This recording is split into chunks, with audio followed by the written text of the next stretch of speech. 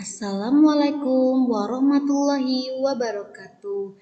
Halo Kak, apa kabarnya hari ini? Semoga sehat selalu ya Kak.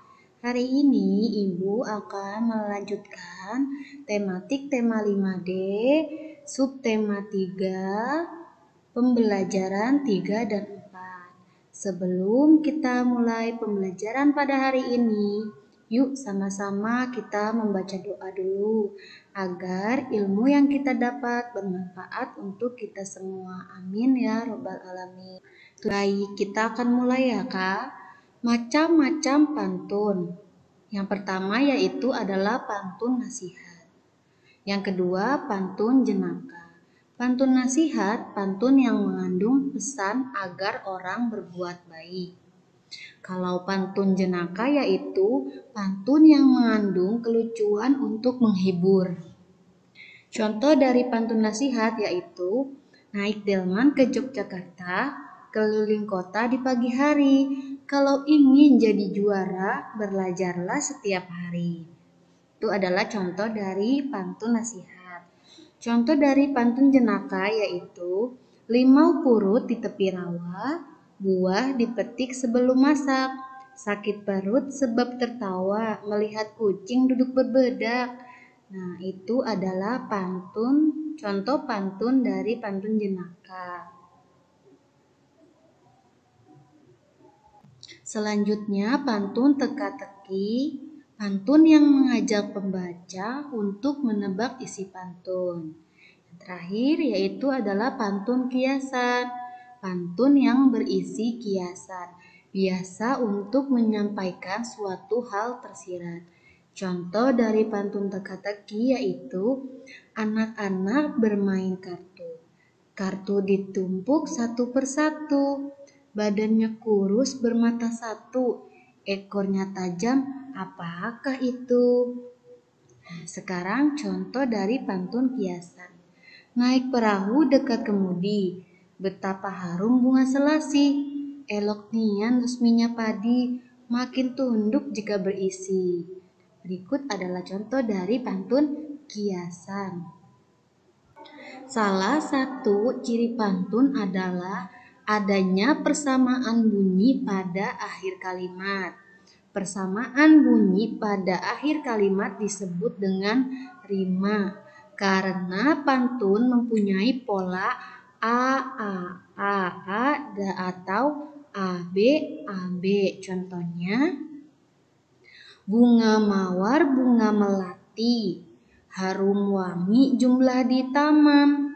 Orang sabar dan baik hati pasti disuka oleh teman. Yang pertama itu adalah melati ti, lalu orang sabar dan baik hati. Ti sama dengan ti. Yang kedua, harum wangi jumlah di taman pasti disuka oleh teman. Jadi man sama dengan man. Nah, ini polanya itu a atau ab. Selanjutnya, hak, kewajiban, dan tanggung jawab. Salah satu hakmu sebagai warga masyarakat adalah bebas berteman dengan siapa saja.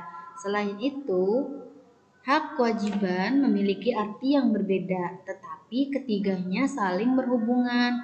Kewajiban merupakan hal yang harus dikerjakan atau dilaksanakan untuk beberapa kewajiban. Jika tidak dilaksanakan, dapat mendatangkan sanksi bahwa yang melanggarnya.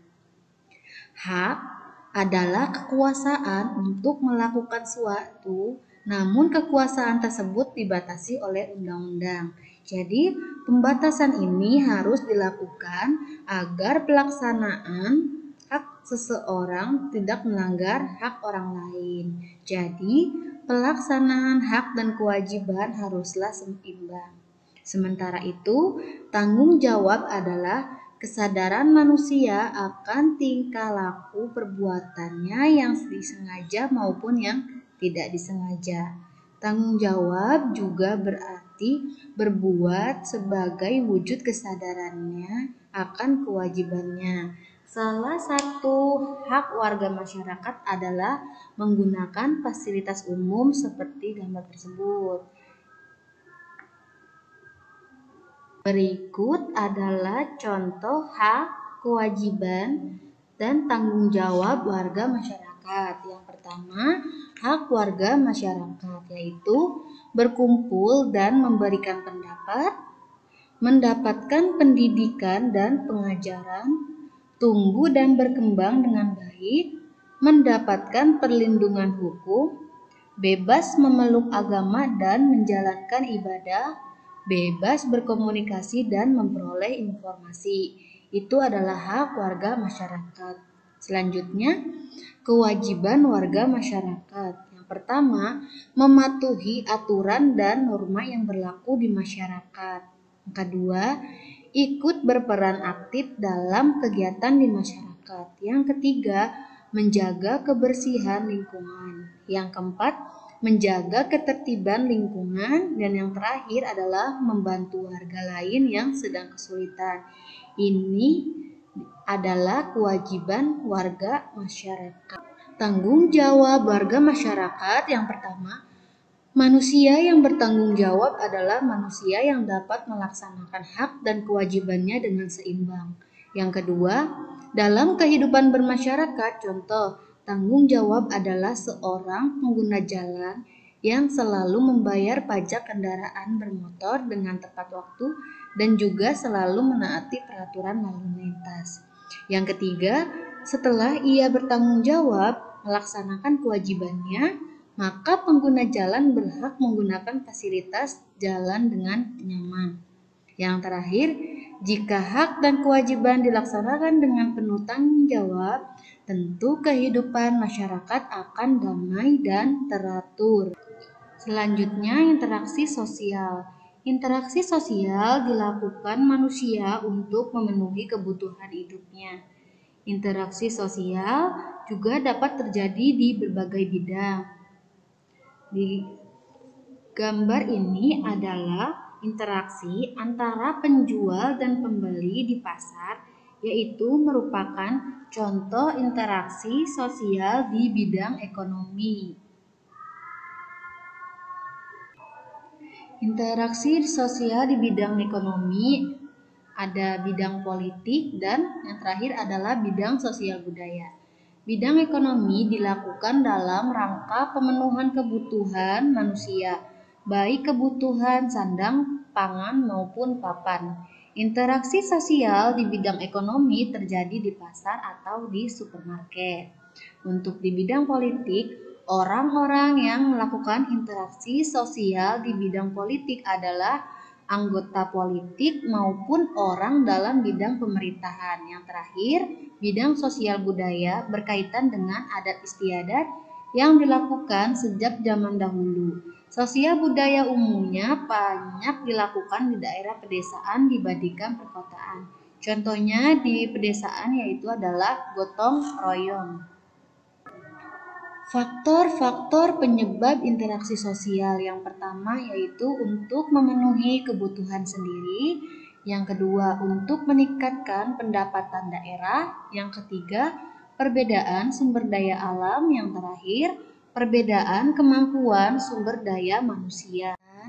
Pembelajaran tematik 5D, subtema 3, pembelajaran 5 dan 6. Kesimpulan cara menjaga kesehatan organ peredaran darah yaitu menjaga kesehatan tubuh merupakan salah satu cara kita bersyukur akan anugerah tubuh kita dari Tuhan Yang Maha Kuasa. Tanpa berusaha untuk menjaga kesehatan, tentu tubuh kita akan melemah sehingga kemudian jatuh sakit.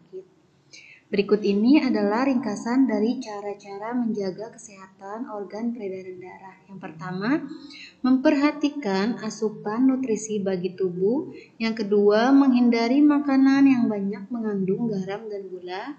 Yang ketiga, membatasi asupan lemak. Yang terakhir yaitu melakukan olahraga secara teratur. Sekarang kakak buka buku paket halaman 120. Kita akan melengkapi pantun di bagian A. Kakak tulis di buku paket. Pergi ke sawah menanam padi, singgah di sungai menangkap ikan. Hidup hendaklah bersendikan budi, sifat sombong jangan diamalkan.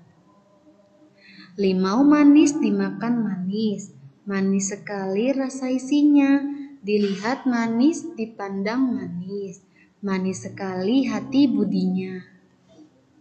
Yang terakhir, jika tuan membeli tikar, tikar anyaman dari bengkuang. Kalau tuan bijak pintar, ular apa membeli pinggang? Sudah? Selanjutnya di bagian yang B ya kak, kakak tuliskan di buku paket. Jika ada sumur di ladang, bolehkah saya menumpang mandi? Kalau ada umur yang panjang, bolehkah kita bertumpah lagi? Yang kedua, dari rumah pergi ke ladang, dari sawah turun ke kali. Dari mana datangnya sayang? Dari mata turun ke hati. Yang ketiga, burung nuri, burung dara, terbang ke sisi taman kayangan. Cobalah terka, wahai saudara, semakin diisi semakin ringan. Yang terakhir, permaisuri belajar menari, tuan raja duduk tertegun. Kalau tuan bijak lestari, apa yang naik tak pernah turun. Sudah kak, diisi di buku paket ya.